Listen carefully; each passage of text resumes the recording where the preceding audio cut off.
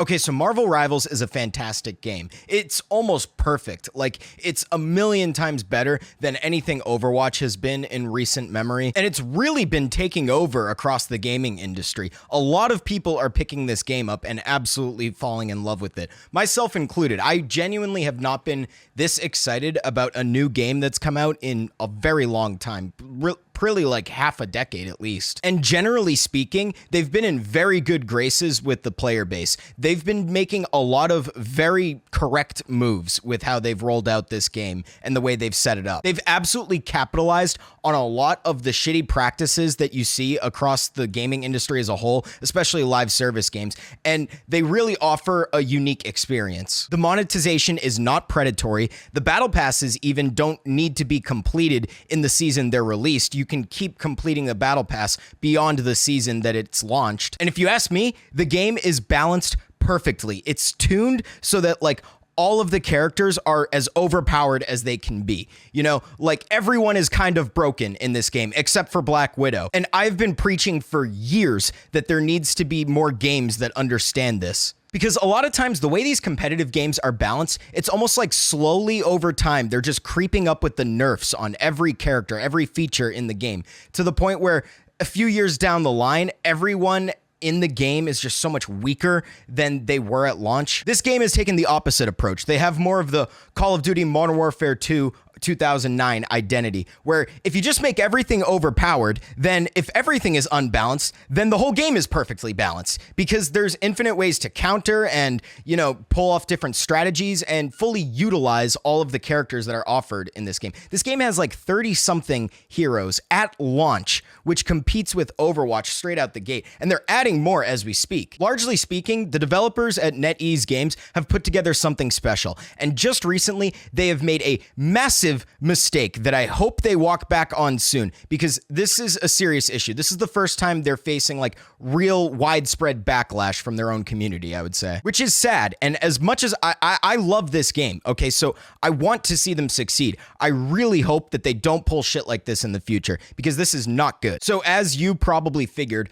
Marvel Rivals has a ranked system. They're a competitive ranked game. There's the usual bronze, silver, gold, platinum, diamond, and then Grandmaster, Celestial, Eternity, one above all being the top 500. And they just announced that next week, midway through this first season, season 1, well, technically the second season, the first season was season 0, but midway through this current season, they're doing a soft rank reset where everybody across the game is going to be deranked by 4 divisions. And it seems like everybody universally across the board is not fucking having this. You see, most competitive ranked games have different seasons where you can compete for your rank within that time frame, and then that season gets put to bed. You know, they usually launch some new changes, some patches, some bug fixes, and typically the metas shift between seasons with most online competitive live service games. And with most games, you get deranked at the end of every season so that you could climb back up again for the new season.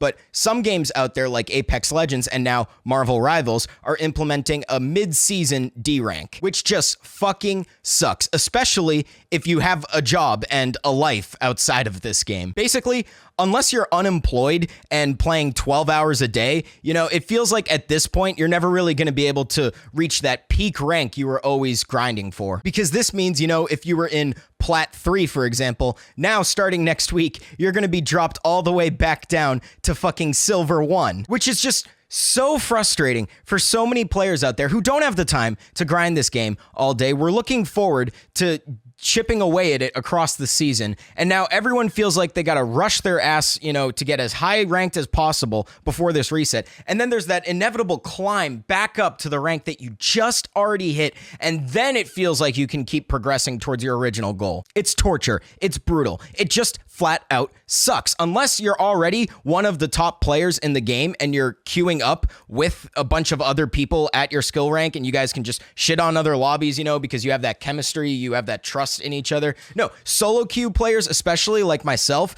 this just totally fucks us in the ass, because like our games are already a toss-up half the time to begin with, solo queuing, but to give us more work like that, it's just, dude, I'm already dreading it because I know I'm gonna fucking play it. And that's why they're doing this, okay? It's all about about player retention. So the way that live service games, especially the free-to-play ones, obviously, the way that they make money is through typically cosmetics or just, quality of life features, stuff that they sell in the shop on the side of the main game. And you don't need to be a marketing genius to realize that one of the most lucrative statistics in this industry would be player retention time. Player retention is a stat that's measured by how often an individual player is coming back and playing the game on a consistent basis. Typically speaking, the people who log more hours into a game also tend to spend more money on the microtransactions that are offered. So the developer's intention behind this is to light a fire under everyone's asses across the player base and get them hooked and reeling for more out of this game so that they play more and then in turn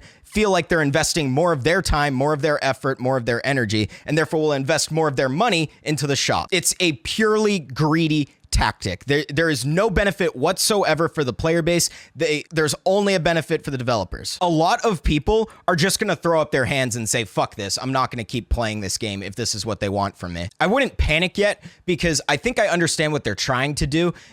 I'll explain myself in a little bit, but this is just very disrespectful that they would even try this shit with the player base. They've seemed to be very in tune with what the sort of hero shooter gamer out there wants to experience. They've taken a lot of old Overwatch players away from Overwatch. And then there's people like me where I sort of played Overwatch on and off over the years, never really got into it, but I'm super hooked on this game. I've solo queued all the way to Grandmaster this season. And I feel like they've captured a lot of people from my demographic who never really got super into Overwatch, but felt like Overwatch was missing something. And whatever that something is, this game has that. So they've done a lot of great things up until this point. And I think they're just testing the waters right now to see how much money they can extract from all of us, because I think they know deep down that there's no way anyone was going to be okay with this. They know that a lot of people are going to sort of give them a lot of backlash for this, And I think what they're intending to do is roll out this rank reset next week and then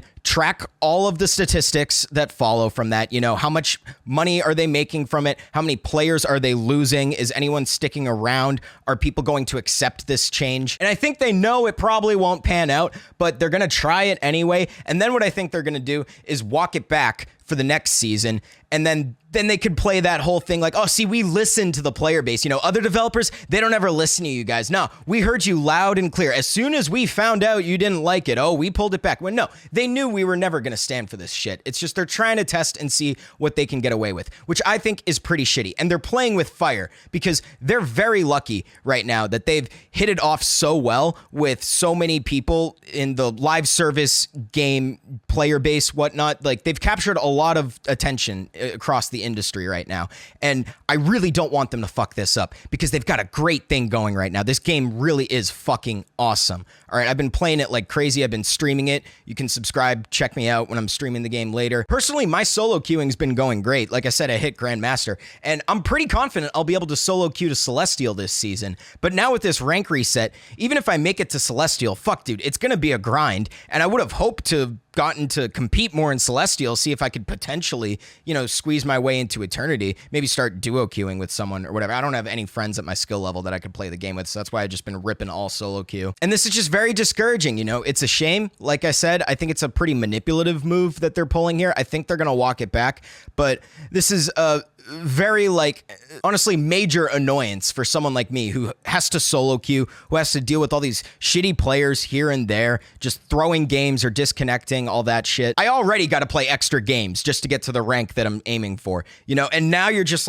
dropping me back a whole other 4 divisions. It's I know I'll climb back up, but just the workload in front of me already, it's so demotivating. Because that's one of the things about motivation as well. This is actually a pro tip about procrastination. Part of the reason why people procrastinate is because they're looking too far ahead at their goals. It's not just about getting that one thing done for the day in this moment.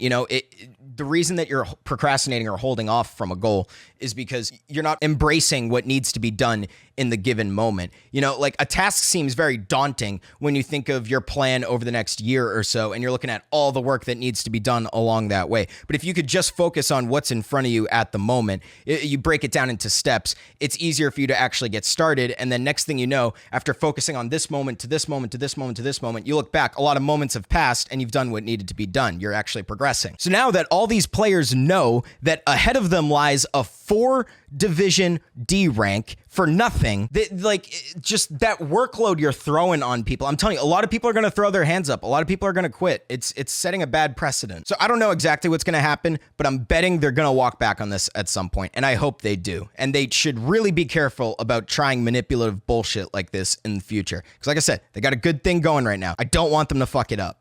Hope you guys been enjoying the game. And I'm going to be streaming my solo queue climb to Celestial later tonight and, throughout the week. So be sure to check out those streams. Okay, that was me 20 minutes ago. And now I have just found out that they've already walked back on this, which is fantastic. And honestly, this has already given me that much more faith in the developers. Like, they definitely know what they're doing, and they're doing a good job catering to the community. Because I thought they were just going to go through with it anyway, pull the greedy mood, and then assess the damage afterwards, and then walk it back and get the brownie points in the future. But they actually went out ahead on themselves and figured out pretty quickly that nobody was going to be having this, and they walked it back already. And what's good about that is it shows that they actually do care on some level. Because like I said, they totally could have just done it anyway and then gotten brownie points for it later. But they got ahead of themselves and they made sure to nip it in the butt. And they've officially turned what was a disrespectful move into a respectful apology. Like, I don't think they just did this now to manipulate the player base into trusting them more or anything like that, because they didn't have to start this drama in the first place. And now they've already listened and retracted it. Literally, I couldn't even get this video out before they retracted it. Like, I was in the middle of uploading this, and then I'm reading the article. I'm like, holy shit, really? And like, yeah, so I got to add this update at the end. And I mean, they're doing everything right over at NetEase Games. Other developers really need to take these notes because they always play dumb. And like, I don't think any of these live service gamers that are out there are having it anymore, because we all know the tactics at this point. So many developers out there love to see what they can get away with, and NetEase didn't try that, okay? They like proposed something, but they listened, and that's a big deal. More developers should listen and correct course more often with their player base, because developers, like I said, they always seem to just pull this shit out anyway and then apologize for it later. Oh, woe's us. It's so hard being a developer, yada, yada. And it's just like, it's great to see this. It could be a sign that, this might set a precedent for other developers in the future to have more of this community friendly approach in the future. So good on them. Go play Marvel Rivals, because this game's awesome. I'm about to start streaming it.